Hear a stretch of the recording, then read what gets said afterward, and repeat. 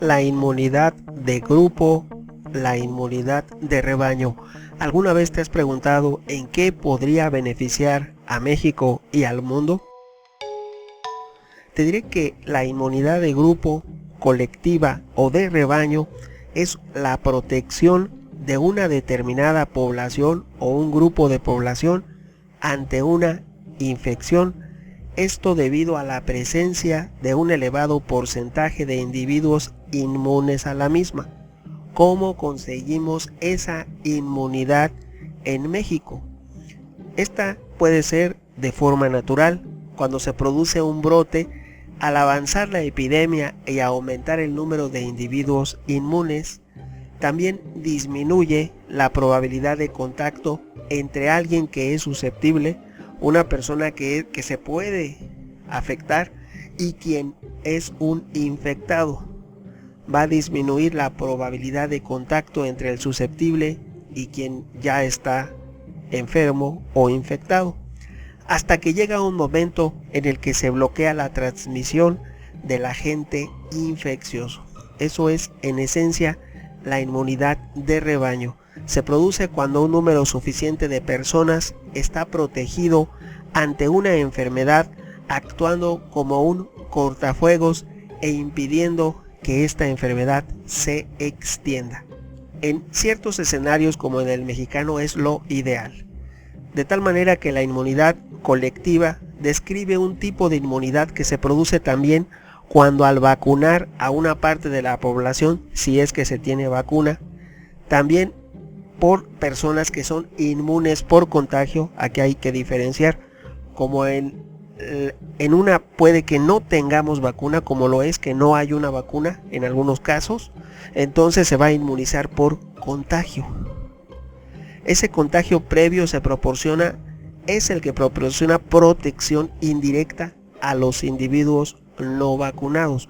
Cuando ya se dispone de una vacuna, pues es más fácil. Cuando no, es un poco más complicado establecer esa inmunidad de grupo. En las enfermedades que se transmiten de persona a persona, es más difícil mantener una cadena de infección cuando una gran parte de la población es inmune. Conseguir esa inmunidad es lo que se pretende en el caso de la pandemia mundial de 2019-2020. Cuanta mayor es la proporción de individuos inmunes, cuanto más individuos existan que sean inmunes, menor va a ser la probabilidad de que una persona susceptible entre en contacto con un individuo que esté infectado o que padezca de esa determinada enfermedad. Cuando ya se dispone de una vacuna, que es lo ideal, la vacunación actuará como una especie de cortafuegos para la diseminación de la enfermedad, ralentizando de esta manera o evitando la transmisión de la enfermedad a otros individuos. Los individuos no vacunados quedan protegidos de manera indirecta por los individuos que ya están vacunados, ya que estos últimos no contraerán la enfermedad de individuos infectados ni la transmitirán a los susceptibles. De esta manera se puede asumir una política de salud pública en México y en Latinoamérica y en el resto del mundo de inmunidad de grupo para reducir la difusión de una enfermedad y proporcionar un nivel de protección a un subgrupo vulnerable y no vacunado. Un subgrupo vulnerable y no vacunado que hoy en día, estamos hablando del 14 de mayo de 2020, sería prácticamente el mundo entero, ya que no se ha descubierto a esta fecha una vacuna contra la pandemia 2020. Ahora bien, ya que solo se puede dejar a una pequeña parte de la población sin vacunar para que ese método sea efectivo, se considera apropiado dejar sin vacunar a los que no pueden recibir vacunas por una condición médica, como una inmunodeficiencia, o para los receptores de trasplantes. Aquí hay que aclarar, las personas que no pueden recibir alguna vacuna, aunque existiera en mayo de 2020, son las personas que tienen inmunodeficiencia o que van a recibir un trasplante. Pero lo ideal es contar con una vacuna a la que pueda acceder, de ser posible, la población entera de una comunidad, de una colectividad, de un país, de una región, y de ser necesario del mundo entero. ¿Qué es la inmunidad colectiva? La inmunidad colectiva se refiere a una situación en la que suficientes personas de una población adquieren inmunidad contra una infección para poder detener eficazmente la propagación de dicha enfermedad. Para la inmunidad de grupo, no importa si proviene de la vacunación o de personas que han tenido la enfermedad. Esa es la ventaja y es lo que nos pone, lo que nos da una luz al final del túnel en mayo de 2020 a nivel mundial. Que esa inmunidad de grupo no es necesario que provenga de vacunación, puede provenir de personas que hayan tenido la enfermedad. Incluso en mayo de 2020 el Instituto Mexicano del Seguro Social en México está aplicando una terapia aparte de plasma de personas que ya se curaron o que son inmunes. Por lo tanto, está compartiendo esa inmunidad con algunos sectores de la población que acuden a esos hospitales donde se está practicando. Ha sido exitoso y favorable a mayo de 2020. Ahora bien, se dice también que a nivel mundial se están ensayando alrededor de 8 vacunas, lo que esperemos se consiga, porque lo ideal es una inmunidad a través de vacunas y no a través de contagio. Ahora bien, con la nueva infección, a medida que más y más personas se infecten, habrá más gente que se recupere y que sea inmune a futuras infecciones.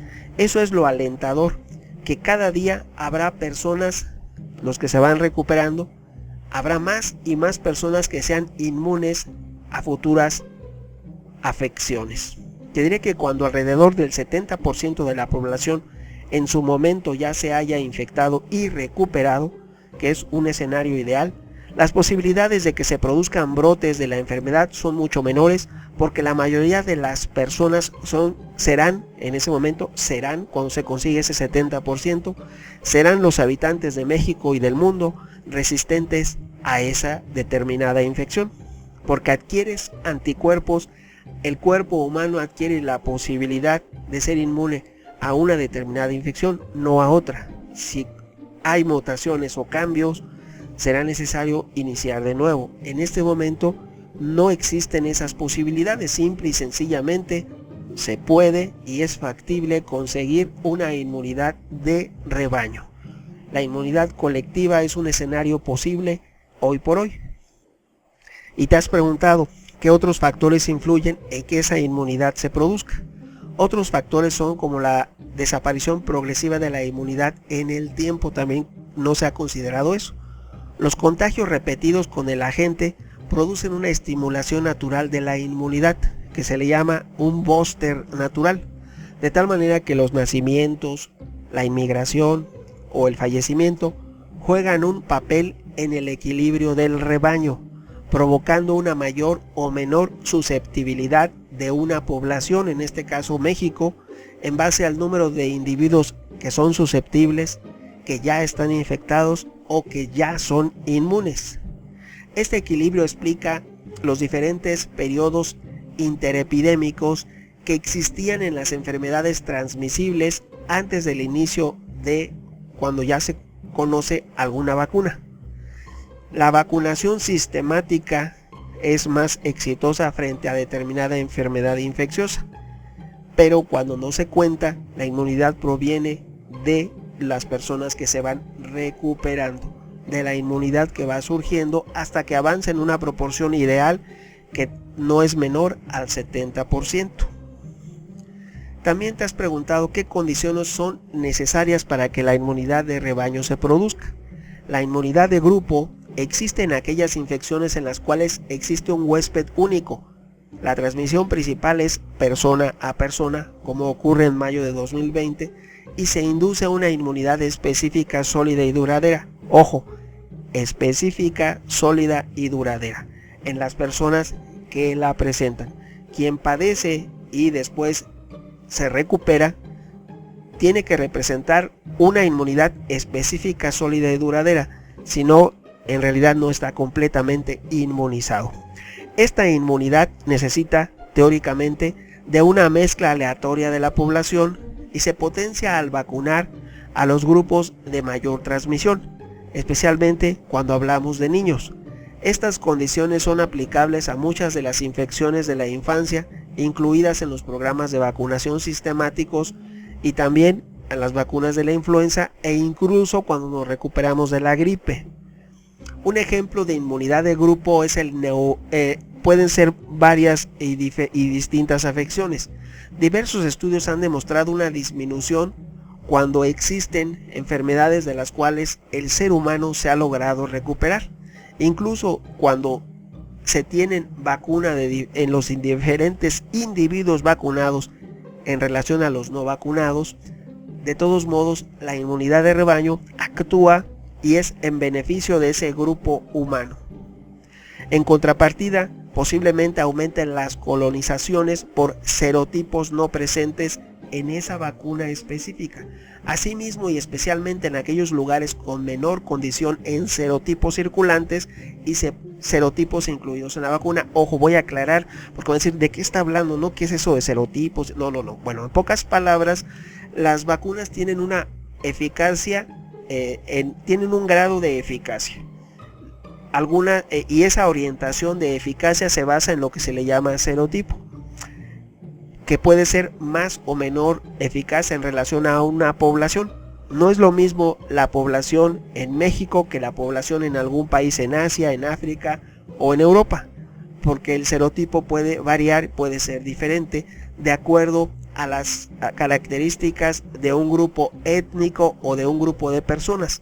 Ahora bien, lo que en esencia se pretende es que una vez que se consiga la vacuna, esta se adapte a las diferentes etnias en el mundo y pueda servir y ser más efectiva en cada una de las poblaciones.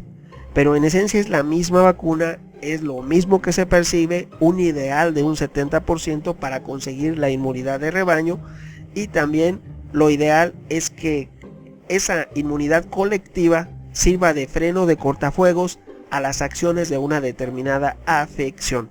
Entre más inmunidades tenga el ser humano, en mayor medida estará preparado para futuros brotes de enfermedades desconocidas. Pero también te preguntarás, ¿y entonces cuál es el efecto principal de la inmunidad de grupo? El efecto de la inmunidad de grupo se observa mediante la disminución del número de portadores, o bien a través de la disminución de la incidencia respecto a la esperada en grupos de edad diferentes a aquellos a los que se dispone en su caso de una vacuna, o en relación a poblaciones no vacunadas. La inmunidad de grupo produce en algunos casos una efectividad real en la y también eso va a hacer que cuando ya haya una vacuna, esa vacuna sea más efectiva. No quiere decir que ya con la inmunidad de rebaño ya esté solucionado todo, no, es necesaria la vacuna y se va a complementar cuando se tenga una vacuna contra esa afección específica, combinadas las dos, la inmunidad de grupo o colectiva o de rebaño, junto con una vacuna que esté posible en un futuro cercano o en el momento oportuno. En ese caso se van a complementar y entonces la población va a estar a salvo. Un mayor número de individuos va a poder considerarse a salvo de esa afección. Hoy en día, a mayo de 2020, no se cuenta con una vacuna contra la pandemia mundial, pero sí se está consiguiendo poco a poco, se está avanzando algunas naciones y países en el sentido de la inmunidad de rebaño y también en el sentido de que ya se espera que en breve se obtenga una vacuna efectiva para poder poner al alcance de las poblaciones más vulnerables en el mundo entero. Por lo tanto, esperemos y tengamos fe en un futuro que sea de buen augurio, algo que dé un aliciente positivo que en este momento necesitamos. Esa inmunidad de rebaño o colectiva puede ser la solución milagrosa que se está esperando en este momento. Opiniones habrá muchas, pero demos un voto de confianza a nuestra ciencia moderna y esperemos los resultados adecuados por el bien de nuestros hijos, de la humanidad y de un futuro promisorio para los habitantes de nuestro planeta Tierra. Opiniones habrá muchas. ¿Tú qué piensas? Tu amigo Megóforo. Hasta pronto.